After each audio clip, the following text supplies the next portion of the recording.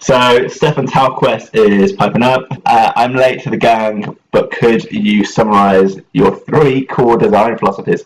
Well, I'm not really a designer. That's why Nick's here. So I don't think anything I say really is going to be of much value. But have you got any design fundamentals that you try to stick to, regardless of what the job is, what the task is? Any core like beliefs or approaches to design that you try and stick to when you're? I would say that you would have input there. I think everyone would have design input into sort of anything. But in terms of when I'm designing something, I usually look through the content, decide what are the key messages that I want to pull out. As soon as I know that, I've then got my hierarchy, like we talked about earlier. That's really important. User journey is quite an important one as well. To make sure you've got to put yourself, although you know the content, it's sometimes hard to do, but you've got to kind of take yourself out of that and then think, if I'm a user that's never been on the site before, how do I work my way through this? It's always great to get other people to test stuff out for you, and like we're doing, that really helps. A fresh pair of eyes. Exactly. Someone who's never heard about what you're doing or experienced the content is always great. It's a great like temperature check. And in terms of design philosophies, I think continuity in terms of typography is good. Make sure maybe 3 fonts maximum, and they complement each other well. And don't go too crazy on the colours. Use like maybe 3 or 4 colours which complement each other, and tints if you need to. That's kind of I think. Don't be afraid of white space as well. That's a big one. It's a controversial one, but don't be afraid of white space. I like white space personally. Stuff doesn't need to be, although it's on website, stuff doesn't need to be massive. People like it. You don't need to go huge with like your buttons or your titles or your text. Don't be afraid to play around with sizing as well. Yeah. Cool, man. Thanks a lot. I think some people are going to find that really useful. And like I said, Nick's the design expert here.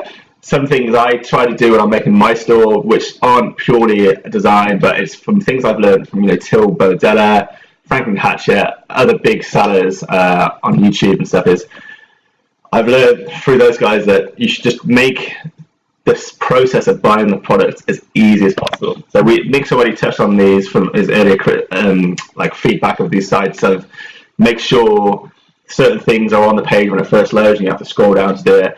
Minimize the amount of clicks that it takes for the visitor to buy the product from first landing on that site. Just try and streamline the process so someone lands on the site, they see the information they need to make the purchase, only that information, no fluff or nothing distracting them, and then they can buy that product as easy as possible. I think focusing on what your key goal is for your project. So for the retail stores, to sell products, for this one, to download an audio guide, know what your key goal you want to achieve is, and then build it around that goal. That's my looks like Stefan's getting a lot of value from this webinar. So that's good. Just to build on the font thing.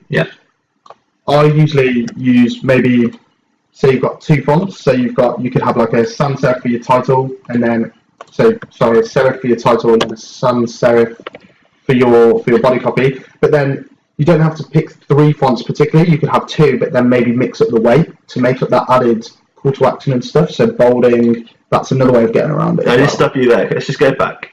For people who don't know much about design as you, can you just explain what a serif and a sans serif font is?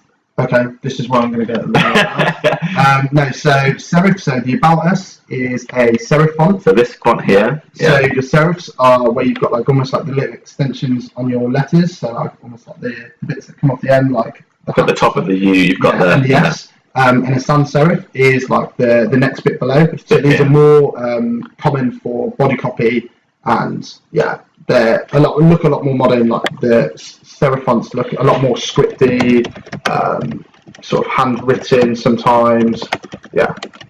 Sorry, I'm just replying to GHC quickly. But cool. So you've got. Do you say this is sans serif? Sans serif. WhySmokingForLife.org is sans serif, and About Us is serif. You just need to know that there's 2 different types of fonts, and how you use them together is important. You don't want to have too many different mixtures and too many different types of fonts. Yeah. Did you say 2 types of fonts, Max? Yeah, 2, like 2 and 3 don't go like too well, but like you could have 2 fonts, and then to make it like your third, it's actually you've actually used 1 font but use different weights, so bold, italic, and just use that to kind of help lift your content a bit. I sometimes just design with one font, and then I use the different weights, so it might have a heavy weight and a light, and the difference of impact you'll get from a heavy compared to a light can make all the difference as well. So, and that will give you the continuity as well. So.